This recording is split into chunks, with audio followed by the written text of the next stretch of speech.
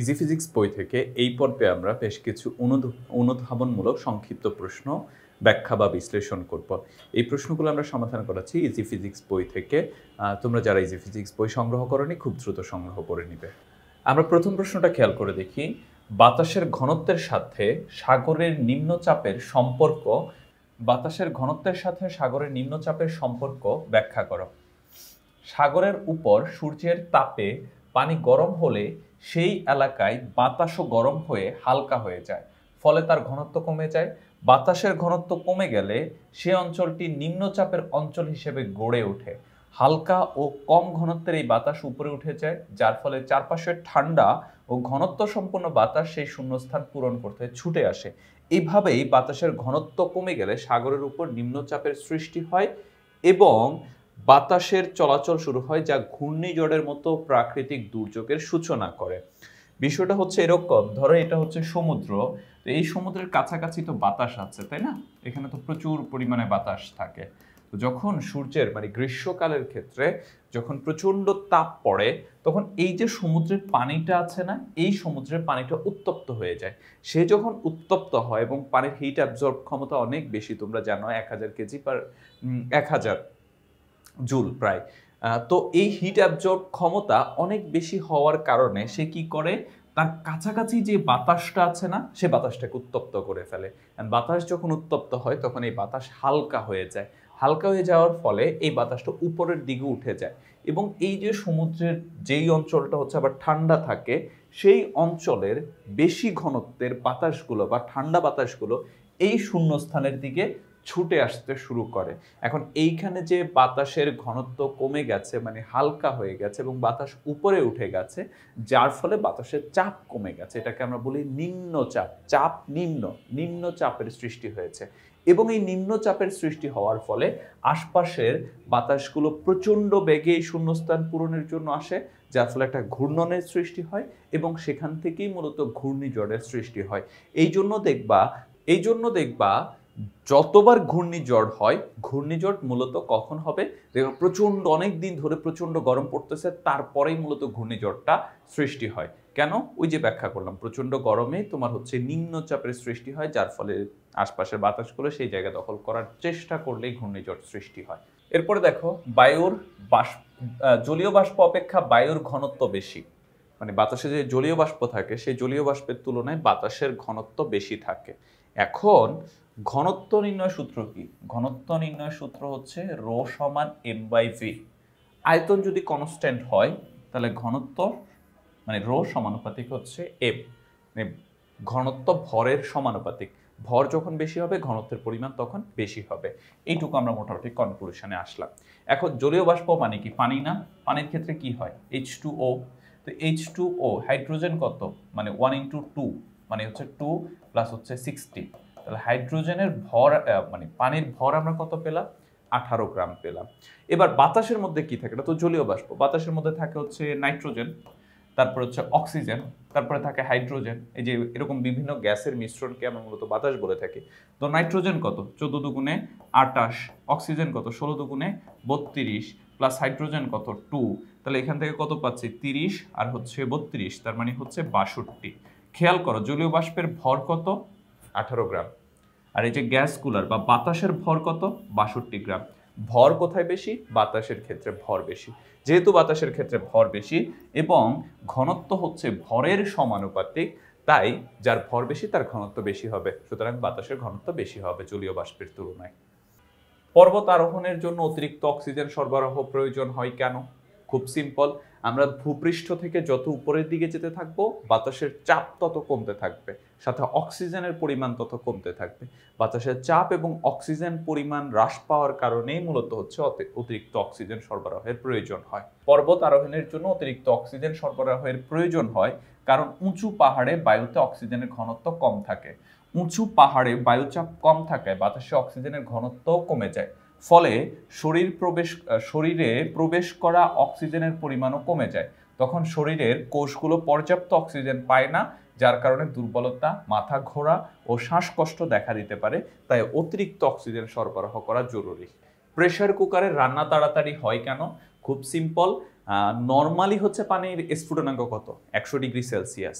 Pressure কুকারের ক্ষেত্রে অতিরিক্ত চাপ কাজ করে, এই চাপ কাজ করার কারণে পানির স্ফুটনাঙ্কের পরিমাণ বেড়ে যায়। যেহেতু পানির স্ফুটনাঙ্কের পরিমাণ বেড়ে যায়, প্রেসার কুকারের ভেতরে যে পদার্থগুলো থাকে মানে ভাত, চাল, ডাল যা যা থাকে, এরা প্রচুর পরিমাণে তাপ গ্রহণ করতে পারে। এই প্রচুর পরিমাণে তাপ গ্রহণ করতে পারার ফলে তারা খুব দ্রুত রান্না হতে পারে। এই জন্যই প্রেসার কুকারে দ্রুত রান্না হয়। তাহলে বটম লাইন বা সিঙ্গেল লাইনে আমরা বলতে পারি এরকম, প্রেসার কুকারে অতিরিক্ত চাপের কারণে পানির স্ফুটনাঙ্ক বৃদ্ধি পাওয়ার কারণেই মূলত প্রেসার কুকার দ্রুত রান্না করতে পারে। প্রেসার কুকারে রান্না তাড়াতাড়ি হয়, তার মূল কারণ হলো উচ্চ চাপের ফলে পানির স্ফুটনাঙ্ক বেড়ে যায়। প্রেসার কুকারের ঢাকনা ভালোভাবে বদ্ধ থাকায় বাষ্প বের হতে পারে না, যার কারণে ভেতরে চাপ বেড়ে যায়। এই অতিরিক্ত চাপের কারণে পানির স্ফুটনাঙ্ক বেড়ে যায়, ফলে প্রেসার কুকারের মধ্যে খাবার বেশি তাপমাত্রায় ফুটে কুকারের ভেতর গরম বাষ্প খাবারের চারপাশে ঘুরে তাপ দ্রুত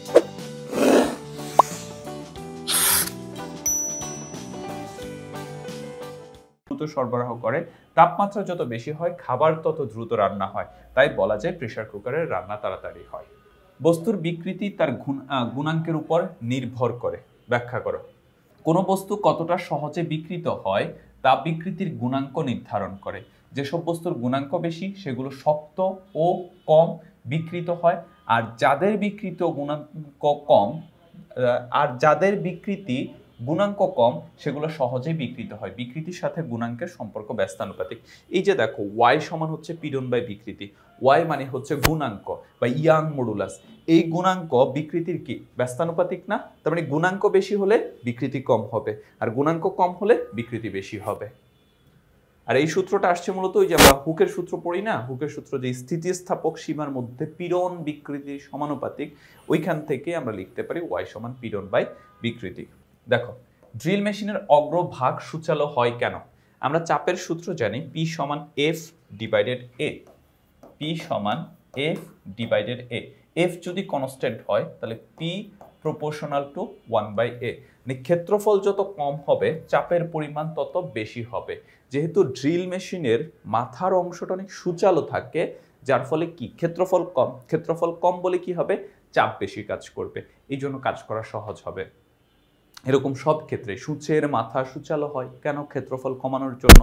আমরা ছুরি ধারালো করি না, এই ছুরি ধারালো করার ক্ষেত্রে কি হয়, ওইখানে আমরা ছুরির একটা প্রান্তকে সূচালো করি, যার ফলে কি হয়, ক্ষেত্রফল কমে যায়, চাপ বেশি কাজ করে। তাহলে মূলত সব ক্ষেত্রেই আমরা মূলত ক্ষেত্রফলটাকে কমানোর চেষ্টা করি।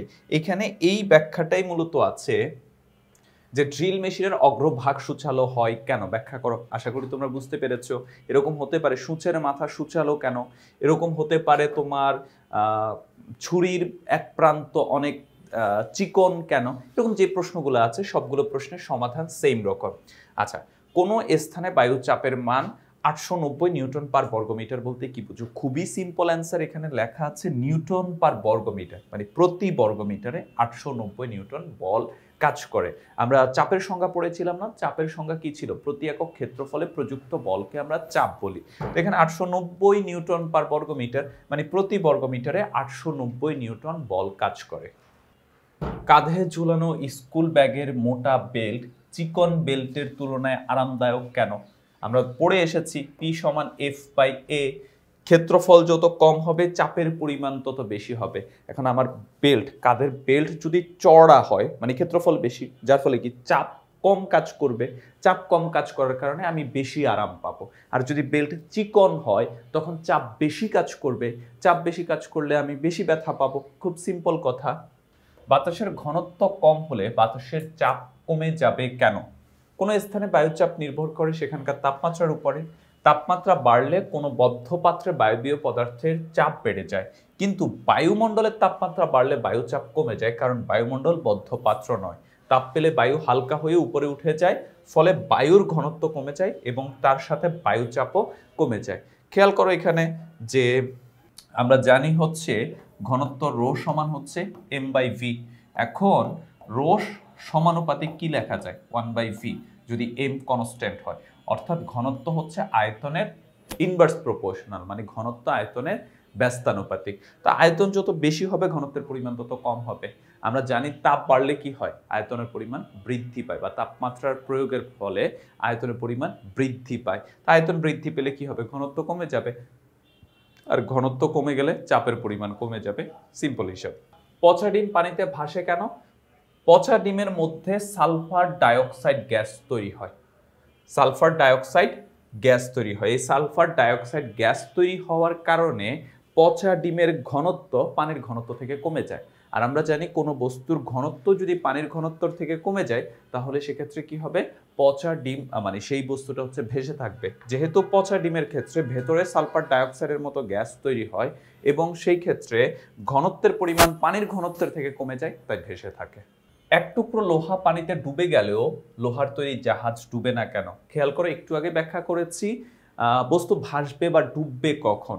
খেয়াল করো, ডুবার শর্ত হচ্ছে মূলত যদি বস্তুর ওজন অপসারিত তরলের ওজনের থেকে বেশি হয়। বস্তুর ওজন, বস্তু যতটুকু পানির জায়গা দখল করেছে তার থেকে বেশি হয়, তখন হচ্ছে বস্তু ডুবে যায়। এই ক্ষেত্রে হচ্ছে কি হবে, ডুবে যাবে। বস্তুর ওজন অপসারিত তরলের ওজনের থেকে বেশি।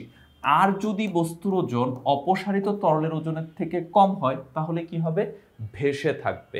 তো লোহার টুকরার ক্ষেত্রে সে নর্মালি যতটুকু পানি অপসারণ করে সেই পানির যে ওজন সেটা লোহার ওজনের থেকে কম হয়, লোহার টুকরার ওজনের থেকে কম হয়, যার ফলে এই ক্ষেত্রে ডুবে যায়। কিন্তু জাহাজের ক্ষেত্রে কি হয়, জাহাজ দেখবা যে এরকম হয় যে পেছনের দিকে ভেতরের দিকে এরকম অনেক বড় একটা অংশ ভেতরে পানির ভেতরে ডুবানো থাকে। এই যে ভেতরে যে জায়গাটা আছে না, এই জায়গাটা ফাঁপা থাকে। ফাঁপা থাকার কারণে এর যে ওজন সেটা তার দ্বারা অপসারিত পানির ওজনের থেকে কি হয়, কম হয়। এই যে এই জাহাজের ফাঁপা অনেক বেশি অংশ জায়গা ফাঁপা থাকার কারণে জাহাজ অনেক বেশি পানি অপসারণ করে, সে অপসারিত পানির ওজনের তুলনায় জাহাজের ওজন কম হয়, যার ফলে হচ্ছে জাহাজ ভেসে থাকে। এই জন্য লোহার টুকরা ডুবে গেলেও জাহাজ ভেসে থাকে। আর এছাড়া তো তোমরা পড়ে আসছো যে সঙ্গ দোষে লোহা ভাসে। ফানুস উড়ানোর কাজে বাতাসের ঘনত্বের পরিবর্তন ঘটে। এখানে খুব সিম্পল, ফানুসের ক্ষেত্রে কি হয়, নিচে দিয়ে আগুন জ্বালাই দেওয়া হয়। তো তুমি জানো, এতক্ষণ ধরে আমরা অনেকবার বিশ্লেষণ করেছি, তুমি যখন সেখানে আগুন জ্বালাবা তখন ওই ফানুসের ভেতরের যে অংশ, ভেতরের যে বাতাসটা আছে সেই বাতাসের তাপমাত্রা বেড়ে যায়। বাতাসের তাপমাত্রা বেড়ে গেলে কি হয়, ঘনত্ব কমে যায়, মানে বাতাসটা হালকা হয়ে যায়।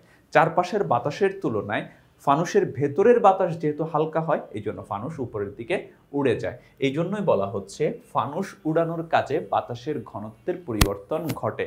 মানে ফানুসের ভেতরের যে বাতাস তার ঘনত্ব আশপাশের ঘনত্ব থেকে কমিয়ে দেওয়া হয় ভেতরে আগুন জ্বালানোর মাধ্যমে। আচ্ছা, বেড়িবাঁধের উপরের অংশ অপেক্ষা নিচের অংশ চওড়া হয় কেন? ওই যে বেড়িবাঁধ মানে কি, দেখবা যে নদীর পাড়ে তোমার হচ্ছে বাঁধ দেয়া হয় যাতে হচ্ছে নদীর মানে ঢেউয়ের কারণে হচ্ছে ভেঙে না যায়, পাড় ভেঙে না যায়। তো সেটার ক্ষেত্রে উপরের অংশটা মানে কম চওড়া থাকে, নিচের অংশটা বেশি চওড়া থাকে। কারণ দুইটা, তুমি পানির যত গভীরে যাবা চাপের পরিমাণ তত বেশি হবে। ওই চাপটাকে কম করার জন্য তোমার এখানে বেশি চওড়া রাখা হয় যাতে এটা ভাঙতে না পারে। আর সেকেন্ড ব্যাপারটা হচ্ছে উপরের অংশ থেকে নিচের অংশ চওড়া হলে জিনিসটা স্টেবল হয়। কিন্তু উপরের অংশটা মানে যদি ব্যাপারটা এরকম হইতো যে উপরের অংশ হচ্ছে চওড়া আর নিচের অংশ হচ্ছে চিকন, তখন দেখা যাবে এটা একদিকে ভেঙে পড়াটা অনেক সহজ হয়। এই জন্য নিচের অংশটা বেশি জায়গা জুড়ে থাকে, যার ফলে স্টেবল থাকে। প্লাস আমরা জানি পানির যত ডিপে যাওয়া হয় চাপ তত বেশি কাজ করে। চাপ কাজ বেশি করার জন্য এখানে মানে কি বলে নিরাপত্তা ব্যবস্থা বা বাঁধের ব্যবস্থাটা শক্ত করার জন্য নিচের অংশটা চওড়া রাখা হয়। নৌকা থেকে যাত্রীরা নেমে গেলে নৌকাটি আরো কিছুটা ভেসে ওঠে কেন? ব্যাখ্যা করো। খুব সিম্পল, নৌকার ভেতরে যখন মানুষ থাকে তখন নৌকার ভর অনেক বেশি থাকে, আর যখন আমরা নৌকা থেকে সরে যাই তখন কি হয়, ভরের পরিমাণ কমে যায়, যার ফলে ওই যে পানির যে ঊর্ধ্বমুখী বল বা প্লবতা বেশি কাজ করে, যার ফলে হচ্ছে নৌকাটা বেশ খানিকটা উপরে ভেসে ওঠে। পানিতে ভেসে থাকার সময় নৌকার উপর যাত্রীর থাকা অবস্থায় যাত্রীদের ওজন নিচের দিকে ক্রিয়া করায় নৌকাটি পানির নিচে আংশিকভাবে ডুবন্ত অবস্থায় থাকে। তখন নৌকাটির উপর পানির লব্ধি ঊর্ধ্বমুখী বল কিছুটা কম থাকে। এরপর যখন যাত্রী আস্তে আস্তে নামতে থাকে তখন যাত্রীদের নিম্নমুখী বল বা ওজন কমতে থাকে। অপরদিকে প্লবতার পরিমাণ বাড়তে থাকে বলে নৌকাটা কিছুটা উপরের দিকে উঠে আসে। জলাশয়ের তলদেশ থেকে উপরে উঠে আসা বায়ুর বুদবুদ আকার ক্রমশ বড় হয় কেন? আমরা জানি তরলের অভ্যন্তরে কোনো বিন্দুতে চাপ নির্ণয়ের সূত্র হচ্ছে পি সমান এইচ রোজি। ঘনত্ব আর জি যদি কনস্ট্যান্ট হয় তাহলে আমরা লিখতে পারি হচ্ছে পি সমানুপাতিক এইচ, মানে চাপ গভীরতার সমানুপাতিক। যত গভীরে থাকা হবে চাপ তত বেশি কাজ করবে, যার ফলে পানির যত নিচে থাকা হয় তখন চাপ যত বেশি কাজ করে উপরে উঠতে উঠতে চাপের পরিমাণ কমে যায় বলে হচ্ছে বুদবুদের আকার বড় হতে থাকে। এই সমীকরণ থেকে দেখা যাচ্ছে তরলের গভীরতার সাথে চাপের সম্পর্ক রয়েছে। তরলের গভীরতা বৃদ্ধির সাথে সাথে তরলের নিম্নমুখী চাপের পরিমাণও বৃদ্ধি পেতে থাকে। আবার চাপ ও আয়তন পরস্পর ব্যস্তানুপাতিক, চাপ বাড়লে আয়তন কমে, আবার আয়তন বাড়লে চাপ কমে। জলাশয়ের গভীরে চাপের পরিমাণ উপরিতল থেকে বেশি হওয়ায় সেখানে বুদবুদের আকার ছোট থাকে, আর উপরিতলে চাপের পরিমাণ কম থাকায় বুদবুদের আয়তন বাড়ে, বুদবুদ বড় হয়। খুব সিম্পল, বুঝতে পারার কথা। তো এটাই ছিল এই পর্বে আমাদের সংক্ষিপ্ত প্রশ্নের বিশ্লেষণ। আশা করি তোমরা বুঝতে পেরেছো এবং এই প্রশ্নগুলো আমরা সমাধান করাচ্ছি ইজি ফিজিক্স বই থেকে। তোমরা যারা ইজি ফিজিক্স বই সংগ্রহ করেনি খুব দ্রুত সংগ্রহ করে নিবে। সবাই ভালো থাকবে, সুস্থ থাকবে, আল্লাহ হাফেজ।